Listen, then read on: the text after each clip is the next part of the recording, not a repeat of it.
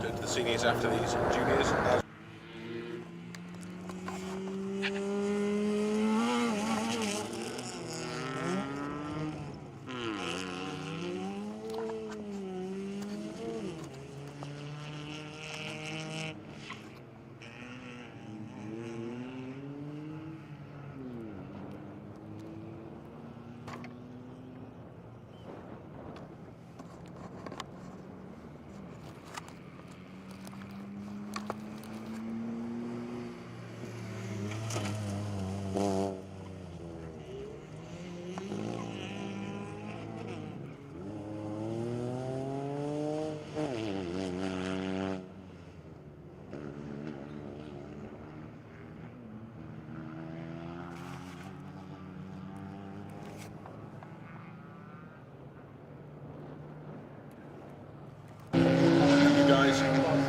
First time seeing the cars ring in the opposite direction.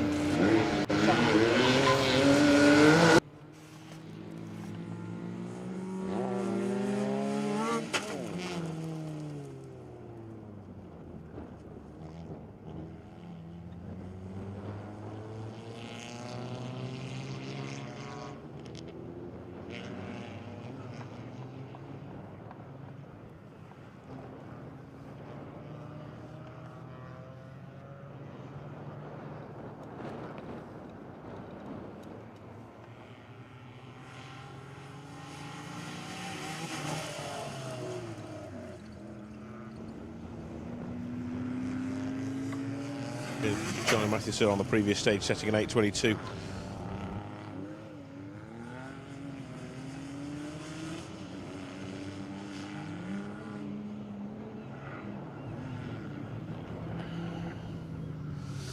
Great to see the battles being fought out on the stages, nice and close.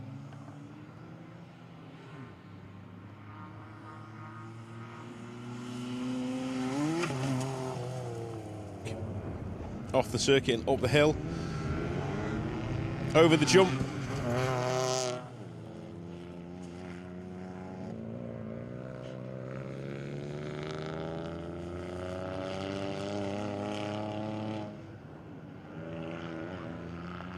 Past the rally offices.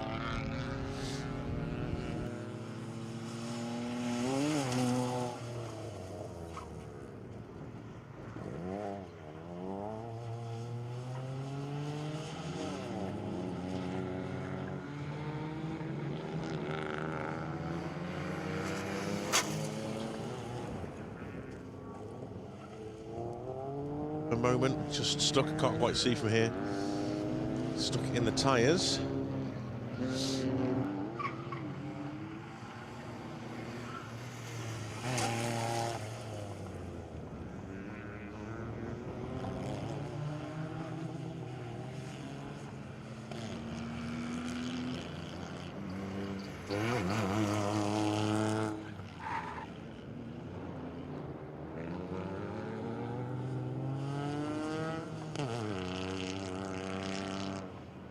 Making their way.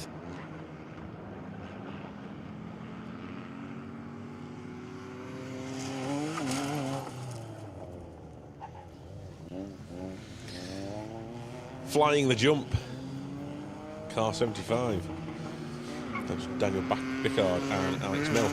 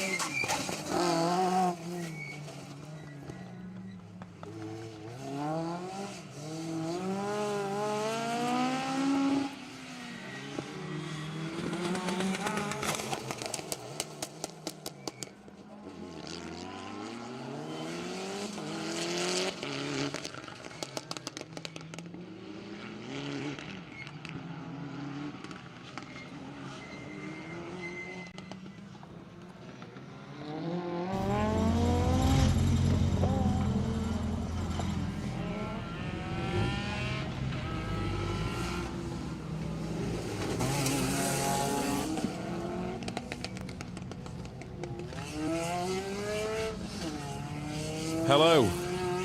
Coming Anglesey, can you hear me? Hopefully that is a yes. We've been having a few technical issues. I can only apologise. We've really struggled to get the sound and the cameras linked to the server. It worked this morning, and for some reason it stopped. But hopefully we are back now and you can hear me. I can hear myself, which is worrying. It sounds good. We're on.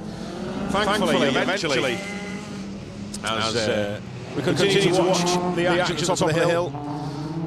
You've just seen car 35 over the jumps.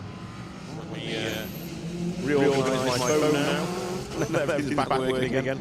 Make sure I've got everything in the right position. We're on the right event.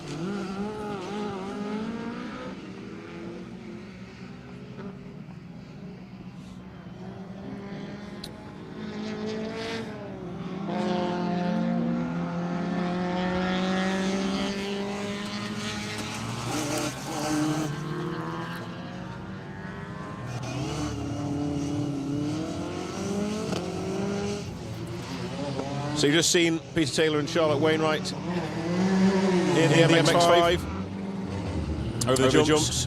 And fingers crossed we'll be able to bring the action from the second camera down here in the paddock area as well very soon.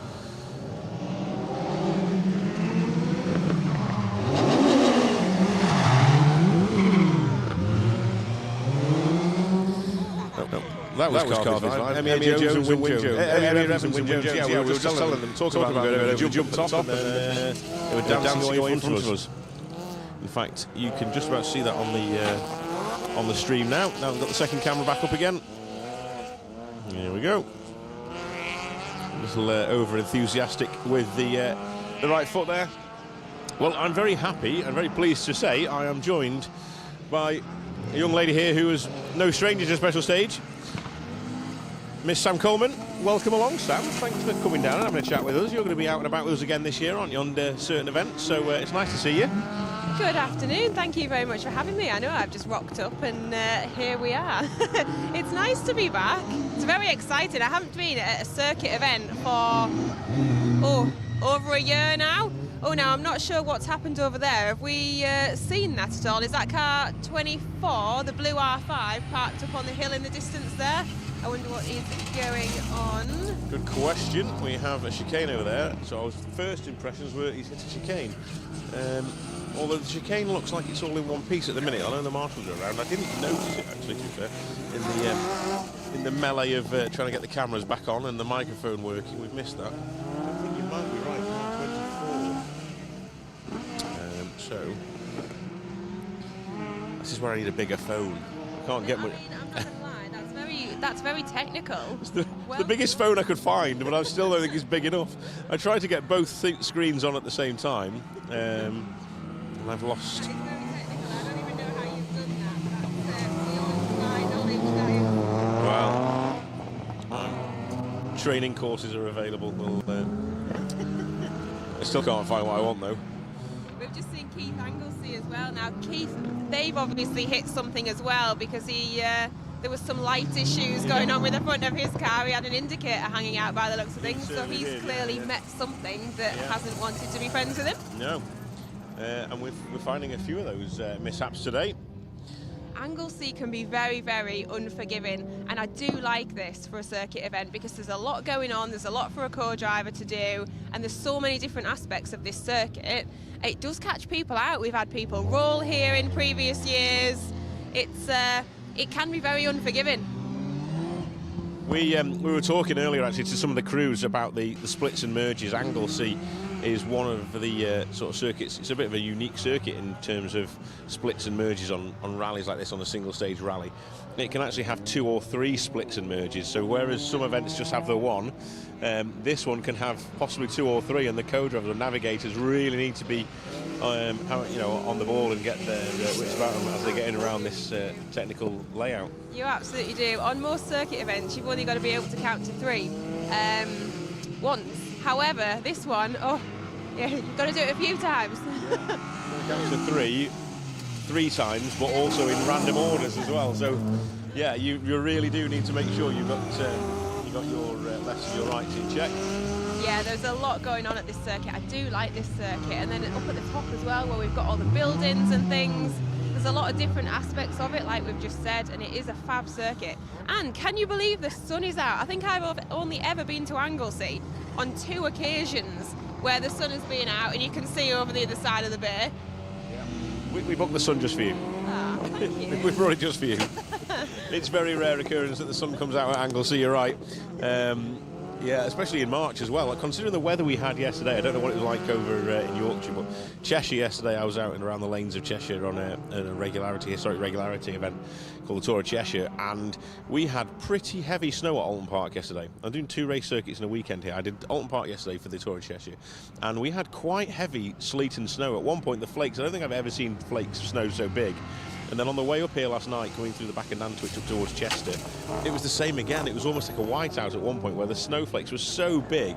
And then I woke up this morning and it's, well, let's say at the minute, it's lovely blue skies, big fluffy white clouds, but it's certainly dramatic. And with the backdrop of the Snowdonia and the mountains and the sea, you know, it's a fantastic circuit, one of the most picturesque in the UK, if not around the world. It's a fantastic place. On a good day, it absolutely is. The place is just beautiful. I do enjoy Wales.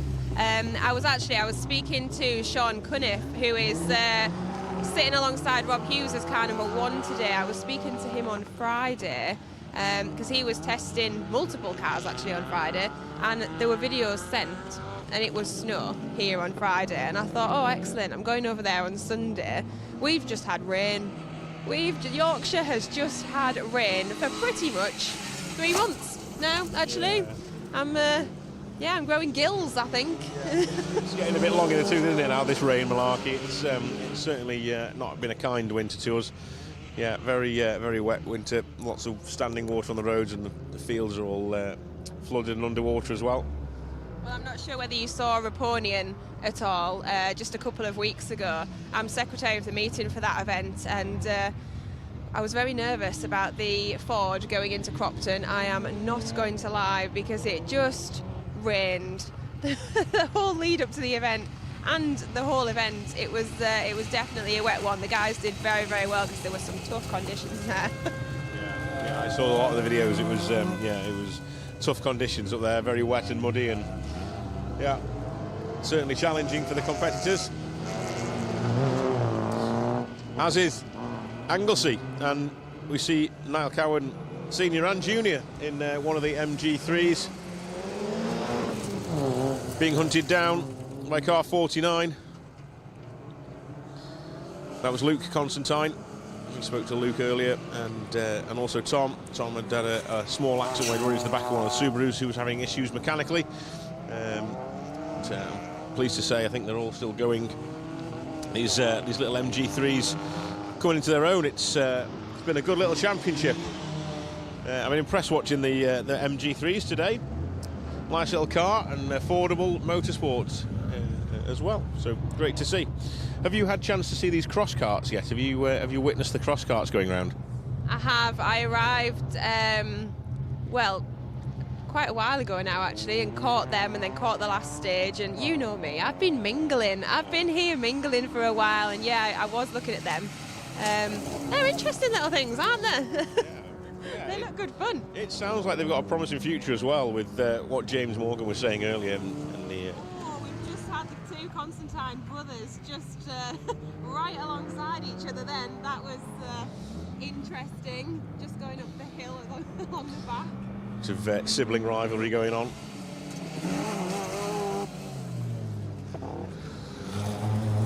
Lauren Groves and Tim Nunn make their way through the paddock area in car 52, in that little Citroen C2. I can just see a closed road winning navigator walking past the back of us here. His head will never fit in that helmet. Will Atkins getting the win last week out on the East Riding stages, sitting in this weekend with Michael Igoe.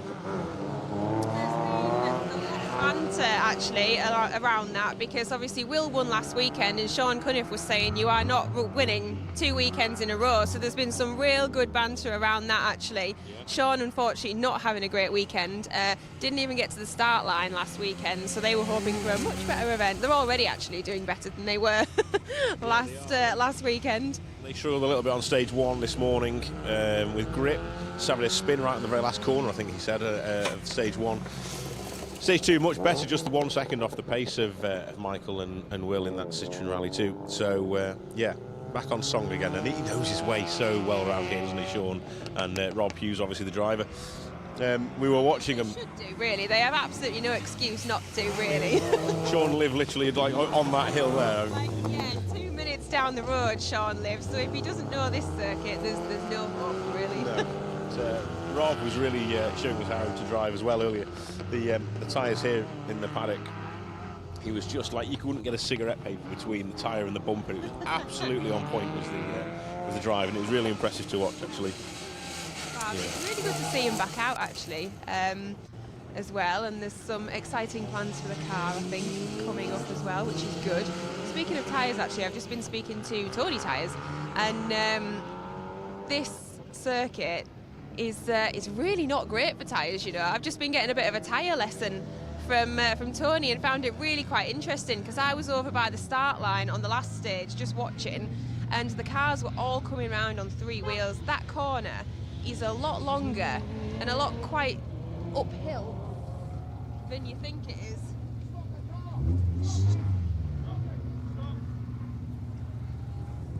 Oh, he's gonna.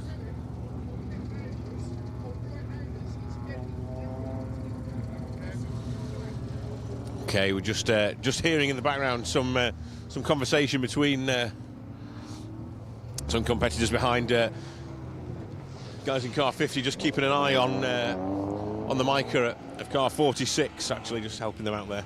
Wonder what was going on there. There's a bit of drama, wasn't there? There was, yeah. It was all in good vein, actually, just to make sure that they knew that the car was leaking a little bit of fluid. So yeah, very nice of them to point that out for them. That's good stuff. Reason why I love rallying so much, because even though actually you're all competing against each other, people want you to succeed. In the most part, you'll get the odd handful, obviously, but in the most part it is very much a team sport, and I just love the whole camaraderie of it all, I suppose. I mean, I've obviously always done it as a family, so it's great to see so many families out competing this weekend as well, because it always has been a family event for me. But just the fact that, yeah, everybody wants other people to succeed. People enjoy that kind of the sports side. They enjoy those battles. It pushes you on. And I've missed that, I think, having had an entire year out of rallying, which was very odd for me. But, you know, when you buy a house, sometimes things have to give a little bit. Yeah, you're right. Welcome to that world. Yeah, life changes a bit. Yeah, that's it. You'll be parenting soon. Wait till that arrives. Then you are stumped. Oh, that's a bold statement. That is, we're going to put that off for a little bit longer. Your other half's listening to this going, oh my God, no, don't say that. No, what's going on now? That is the bonus. He doesn't listen to me. Good stuff. Well, we're getting towards the end of the stage now, stage 4. Just to give you a little rundown of our plans now. So we're going to have another break, and then our third and final stream for the day will arrive around about stage 6, or start stage 6 for the juniors and the main field as well. And we'll be continuing that straight through to stage 7 and the podium celebrations as well. So plenty going on. You'll catch it all here on Special Stage, that's for sure. We will do our best to rectify any of those technical issues that we had earlier on. I'm not sure, like I say, what was going on there. Anglesey is never a great circuit to come to for signal. We struggle really badly here, even with the satellites that are set up around us. We still struggle with the servers. So thank you for bearing with us. We will, like I say, do our best to bring you all the action later on with commentary and with all the cameras now that everything's back up and running again. We are also going to speak again to James Morgan and the guys with the cross carts. James is going to give us a little bit more information on how they've been getting on today and what interest they've had. So a little bit of an update on the cross carts coming your way soon. I'm sure Sam will be sticking around the circuit, and we'll probably bump into Sam again a little bit later on, and grabbing her expertise and taking us through a little bit more of the action. But we will enjoy these last few images of the cars making their way across the top of the circuit now, over the jump and around the buildings at the top of the circuit. You can see the mountains in the background. It looks so good. And no, driving in this morning past the hills and mountains, it was stunning. Yeah, really nice to see. So thank you for all sticking with us. It's much appreciated. Thank you for all the kind comments. We will definitely be back very soon. But for now, I will leave you with the closing shots of the last few competitors as they make their way around the last bit of the stage. Lots of smoke coming out of car 58. That's not going to last much longer, I'm afraid. Didn't see that 2 seconds ago, so it must have just happened at the top of the circuit there. Car 58. That's one of the MG3s. Ewan Syme and Craig Nelson. They've already had a stage maximum on stage 2. So it's not going to plan for those guys. Hopefully they can get it back here, and it will be rectified by the gang in service. But that's looking like it for now, guys. Thank you very much for joining us, and we will catch you in just over an hour's time for stages 6 and 7. Thank you for watching Special Stage. We'll see you soon.